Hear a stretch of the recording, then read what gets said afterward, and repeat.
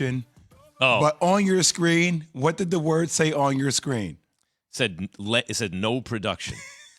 So people understand what we're talking about. Production is like a pre-produced sound you hear, to segue to another segment a lot of the time. Sort of just what they just heard too. Right. We produce those. Yes. Yeah. So so it says no production. Evan must have told me in my ear 4 times, hey, listen, it was getting annoying. I'm like, yeah, I got it. No production. How many times are you going to tell me? Then we come out, we're doing the segment, and no production. I look down, it says no production, and I throw to production. The reason why he told you in your ear 4 times is because he had already knew that you was getting ready to screw it up. Yeah. He knew that. By the way, it happening, though, is the best thing that happens on this show.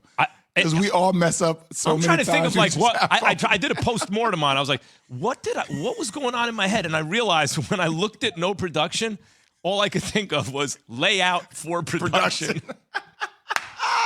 So you did it 4 times. You threw it 4 times. I'm an idiot genius. Do you understand that? So when we break next time, no live read. No live read. When we break the next Wait, time. does that mean there is a? Are you trying to? No, okay, there's no live read. All right, trying to reverse psychology me, maybe.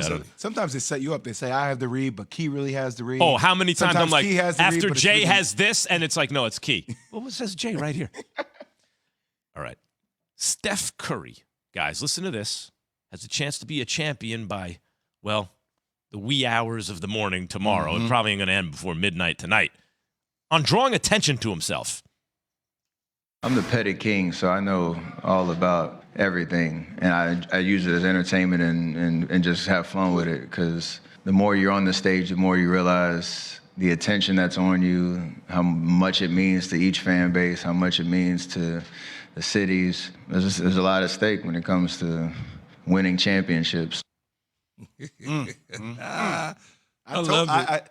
I told y'all, Quinn Cook told me this a while ago. Quinn Cook played basketball at Duke, played for the Golden State Warriors, also played for the Los Angeles Lakers, got a chance to win chips with both. And he's like, Jay, I'm telling you, this dude is the king of petty. Like, he has rabbit ears. He hears everything. You know, when Key goes into his thing sometimes, when I get in my emotional bag about this guy said this on social media, and Key's like, stay off social. This dude Steph Curry's on his phone sometimes during halftime, like seeing stuff that people say. Like, so like this whole thing about what his legacy is and where he ranks, and, he's a normal person. Can he compete against the top of the top? Like, he uses that as motivation. And I love that he's transparent, honest about it. So essentially what he's waiting on is to close the thing out so he can fire at Max. 100%. Oh, Max. I'll be in the third, in not only in the Tom Brady thing, but in the Steph Curry thing too. Look, man. Steph Curry, 30 for 30, Max Kellerman. I'll be the villain of this whole era of sports. But before social media became a thing, when I played, I'm petty too, though. Even though I'm like, I don't pay attention to social media. I don't pay attention to social media. I don't play anymore. But one of the things that Bears Nigerian, who is one of the top executives at the New England Patriots now, Bill Belichick's sidekick, was my sidekick with the New York Jets. Literally, every single day, he would have the newspaper clippings set on my locker. So before practice and stuff, I just sit there, read through them.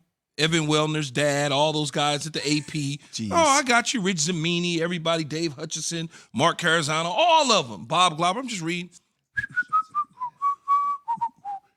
Remembering what they're saying. I'm also listening to what other teams are saying, what players are saying. Rabbit and ears. Super rabbit ears. Yeah. I ain't gonna lie. Super rabbit ears. And I would use that internally to be able to know. So at the end of the day, I got you. So what happened with Sterling Sharp, he was working at ESPN at the time, and we won the Super Bowl, Jay. Yeah. Ooh-wee. When we won the Super Bowl, ooh-wee, I couldn't wait to catch his ass in the tunnel. Oh, when I caught him in the tunnel. Mr. Johnson, do you have a moment to talk to me? No, Sterling Sharp, he played. But his brother Shannon gave him one of his Super Bowl rings because Shannon had a couple. And so I caught him in the tunnel in front of everybody and just went ham on him and told him I didn't need my brother to give me my Super Bowl ring. Damn. Because it's how you are with this stuff. I think of 2 different instances when I was doing boxing early in my career. And there was a fighter out of Pittsburgh named Paul Spadafora, real slick boxer, right?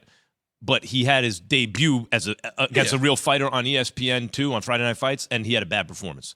So he won, but I was like, he's a B fighter. I was just honest.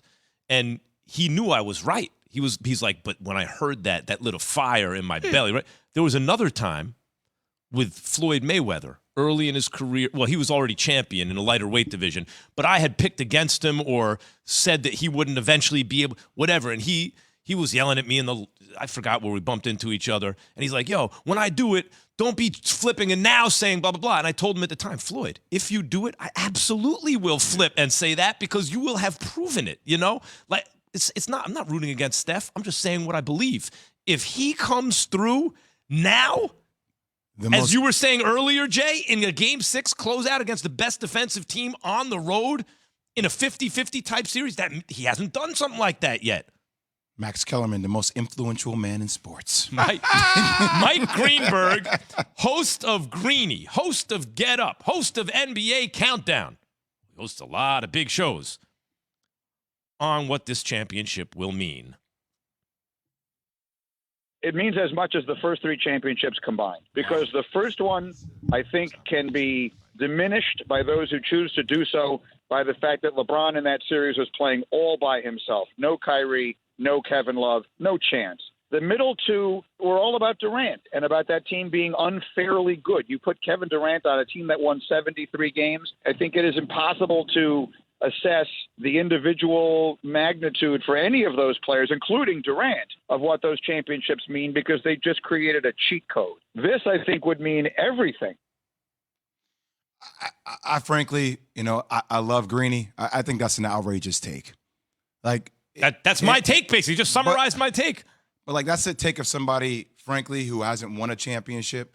Because when you win one, you understand how hard it is. Does PlayStation count? Regardless of whether guys are injured or not. And I will say this, like the first championship for Stephen Curry, for me, is the most monumental. Now, some people will make the case that, hey, there was no Kyrie Irving, there's no Kevin Love. We argue about LeBron James being the best player in basketball history. And throughout that period of time, the Golden State Warriors revolutionized the game of basketball. People were making comments like, you can't win NBA championships just shooting threes and playing continuity. You can't do that with these small guards like that. They changed the way the game was played at that juncture. Facts. And we're not having a conversation about this dude being top 10 of all time unless he gets that first one. Because if he had only gotten the 2 with KD, people would have been, well, he only got 2 because Kevin Durant. People have been using all that against him. So I get that this might cement it for some people, but that first one was the most important. I think you make a totally legitimate point about pre-2015 jump shooting team, three-point shooting team, can't win a championship. It doesn't happen. And that changed everything. There's no doubt. That's just what it is. But Jay, to pretend that when you go 6 games against a team with one dude, I don't care how great LeBron is, Michael Jordan, Wilt Chamberlain, whoever it is, no one person can win a championship without support. Even Steph. If Steph has a good game or a bad game, but no one else helps him at all, I don't hold it against him if he loses. You need help. You need some good players on your team. That Cavs team, for most of that series, didn't have Kyrie or Kevin Love. The fact that they went 6 games with the Warriors, to me, is like, come on, man.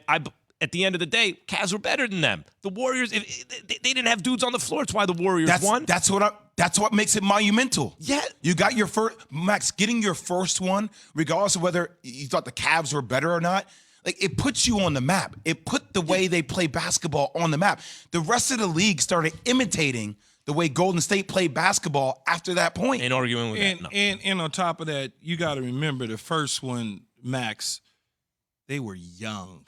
LeBron James was young too, but LeBron James was old in terms of his basketball IQ. He's been there. He's done, straight out of high school. He's in the league before that. It was a little bit different. Come on, man, the dude's still playing. Yep. He should have been retired 10 years ago. So when you look at it and you say, well, he was out there as the Lone Ranger and they took him to 6. It's LeBron damn James. LeBron James by himself, himself can take 5 dudes on. He's proven that, basically. Yeah. So I wouldn't diminish the first 2015 championship by saying that this one is combined. This one is better than 3 combined. If I would have, the only reason why it would not necessarily be better, but because it's so much Be different. historical historical things attached to it for Steph, for him.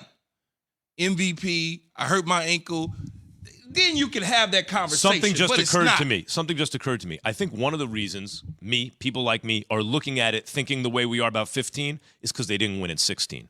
If they win in 16, it feels different. But the fact that they lost in 16 when they had an even better, more experienced team, now you look back at 15 and be like, come on, man, you're lucky in 15, you lost in 16. Now you get KD. That is the cheat code. So this would be a no excuses, no nothing, 50-50 type series. Like, it's different, Jay. But what will they have been? What will they have been, Jay, if they didn't lose in 16 and they didn't get KD in 17 and 18? What would it have been? Would have been very different. Yeah, especially if they win a championship without KD after 16. Keyshawn, J. Will, and Max, brought to you by Capital One, with no fees or minimums and no overdraft fees. Banking with Capital One is the easiest decision in the history of decisions. That's banking reimagined. What's in your wallet? Terms apply. See CapitalOne.com/bank for details. Capital One, N.A., member FDIC. Second-year quarterback in the new offense. How ready is Justin Fields for the new season? That's after Jay tells